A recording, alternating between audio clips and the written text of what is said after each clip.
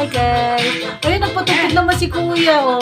Para bigyan. Ayan, nandito po kami sa GMA. Bumili po kami at kumain kanina ng masarap na balot. Si ate po ay si Ate Corazon dito sa may GMA.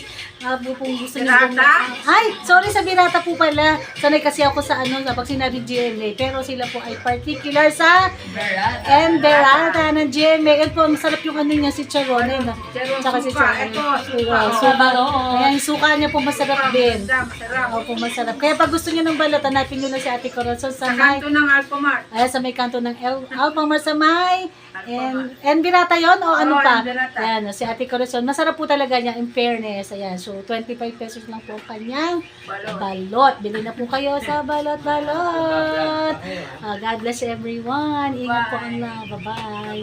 Bye-bye. Say bye. Bye! Bye! Bye-bye.